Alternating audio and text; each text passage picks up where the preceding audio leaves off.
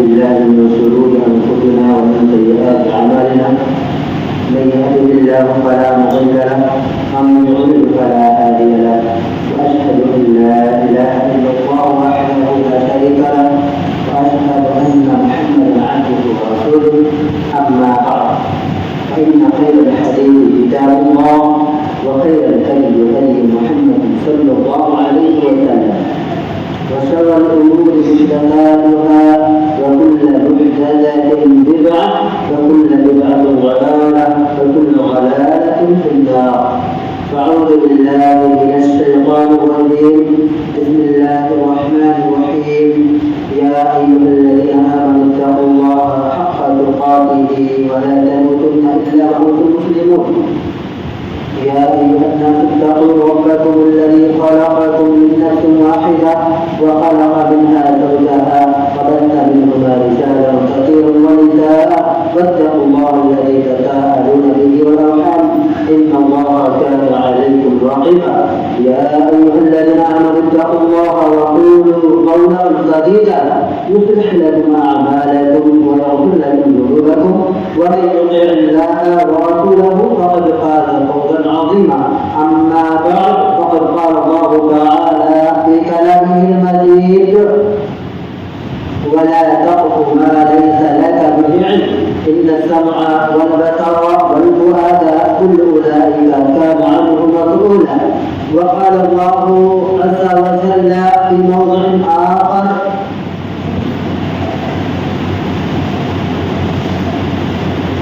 فلما تراءى الجمعان قال أصحاب موسى إنا لمدركون قال كلا إن معي ربي سيهدين فأوحينا إلى موسى أن اضرب بعصاك البحر فانفلق. تمام قسم کی تعریف و توفیق کبریائی حمد و ثنا اللہ جل شانہ کے لائق ہے جس نے ہم تمام انسانوں کو اس دنیا کے اندر پیدا کیا، ہمیں مسلمان بنایا، ہمیں دنیا میں پائے جانے والے تمام مذاہب، تمام ادیان اور تمام افکار میں سے سب سے بہترین دین اسلام عطا کیا، جیسا کہ رب تعالیٰ نے ارشاد فرمایا ان الدین عند اللہ الاسلام، کہ اللہ رب العالمین کو جو دین سب سے محبوب دین ہے وہ دین اسلام. اسی طریقے سے اس نے ہمیں دنیا میں تخلیق کے بعد یوں ہی بیکار بھٹکتا ہوا شیطان کے راستے پر نہیں چھوڑ دیا، بلکہ ہماری ہدایت کے لیے ہمیں ہٹکے ہوئے راستے سے سیدھے راستے پر لانے کے لیے اس نے بہت سارے انبیاء و رسول کو اس سارے پانی کے اندر مبعوث کیا. درود و سلام نازل ہو تمام انبیاء و رسول پر، خصوصاً بالخصوص ہمارے آخری نبی جناب محمد عربی رسول اللہ صلی اللہ تعالی علیہ وسلم پر، جنہوں نے ہم تک اللہ رب العالمین کے پیغام دین اسلام کو پہنچایا، ہمیں کفر و شرک سے، غلالت سے، گمراہی سے، رب تعالیٰ کے حکم سے نکال کر، گمراہی سے اللہ رب العالمین کے حکم کی وجہ سے نکال کر ہدایت کے راستے پر گامزن کیا.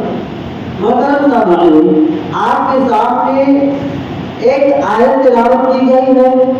انشاءاللہ آج کا ترجمہ اسی آیت کے حساب سے پیش کیا جائے گا. سب سے پہلے ہم یہ جانتے ہیں، آج ہم دیکھتے ہیں اپنے معاشرے میں کہ لوگ ایک دوسرے کے خلاف بدگمانی کے شکار، ماں باپ اپنے اولاد کے خلاف، اولاد اپنے ماں باپ کے خلاف.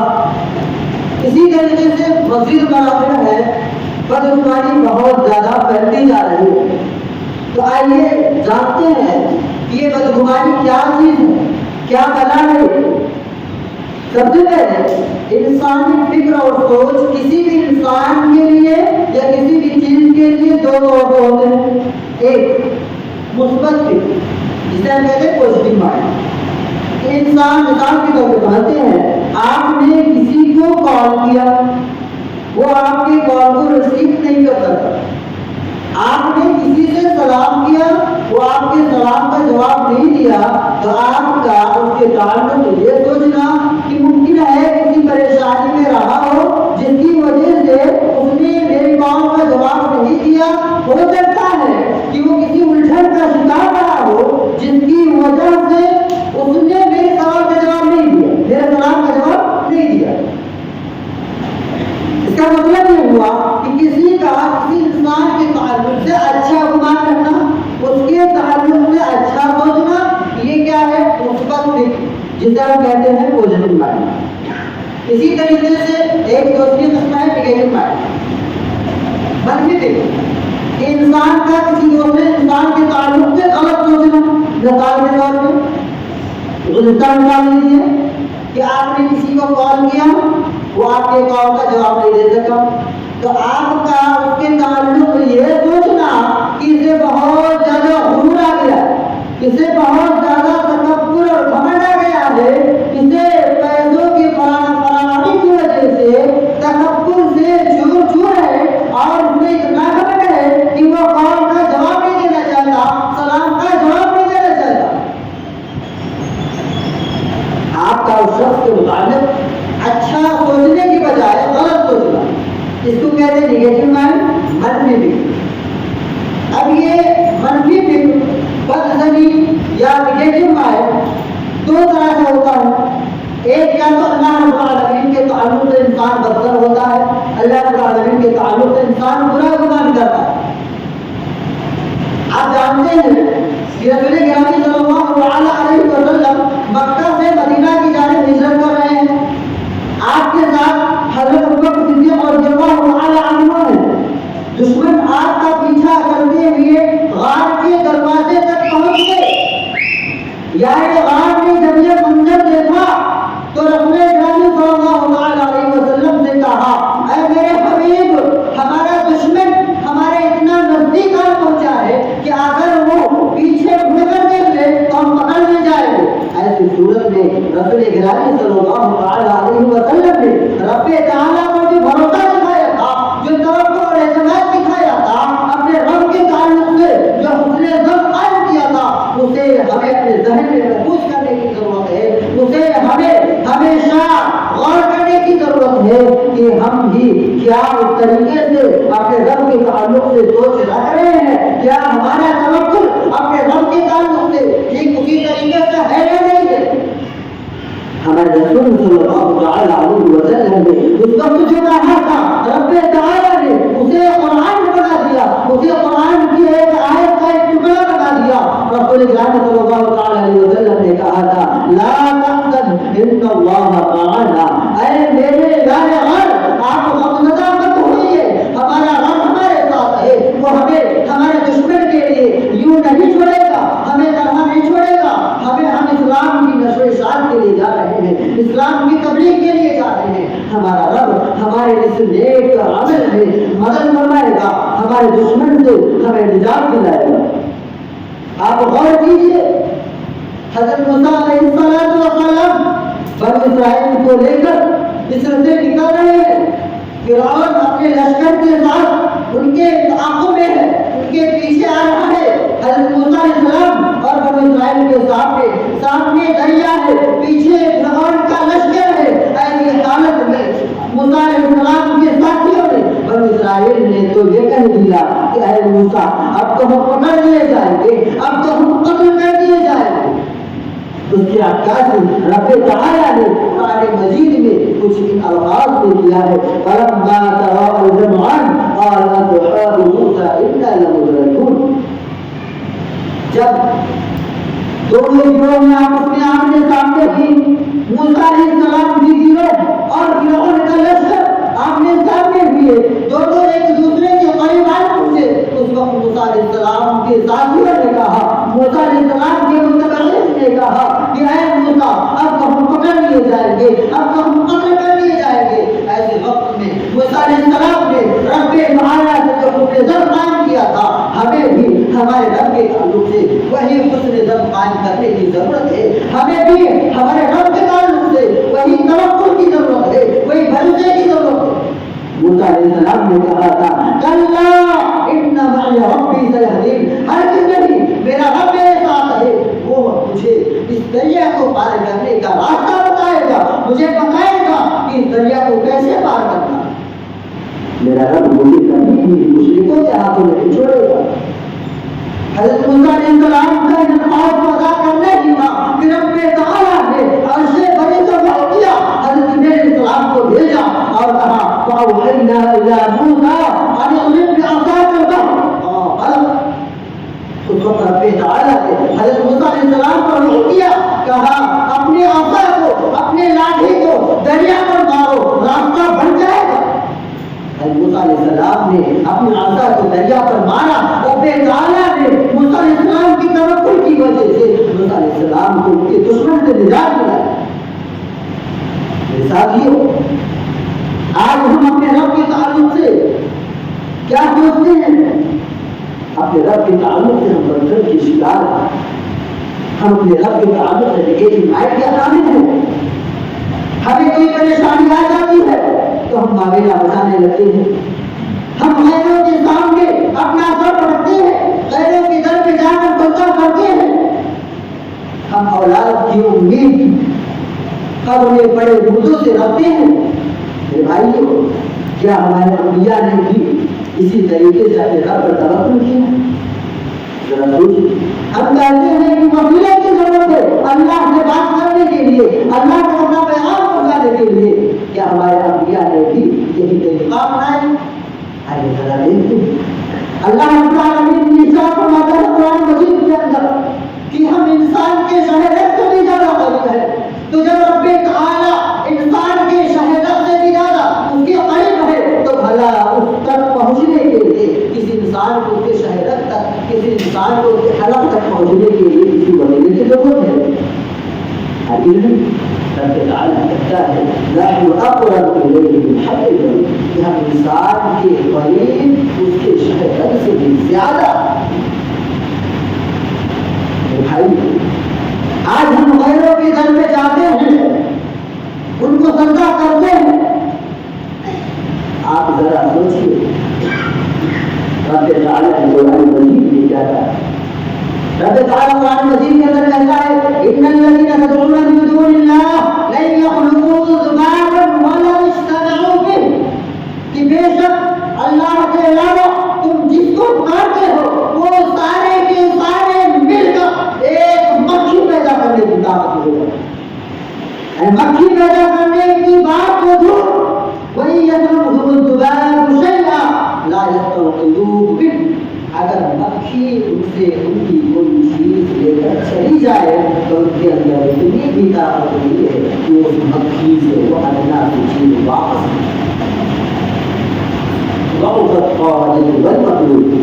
جو پکار رہا ہے وہ بھی کمزور ہے, جس کو پکارا جا رہا ہے وہ بھی کمزور ہے.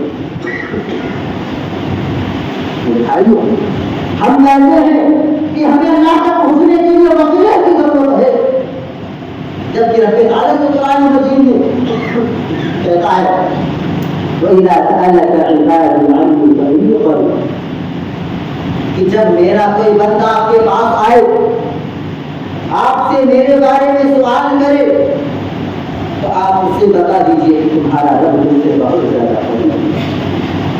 اجیب دعوت الداعی اذا دعان, جب کوئی مجھ سے کچھ مانگتا ہے تو میں اسے عطا کرتا ہوں, میں اس کی پکار سنتا ہوں.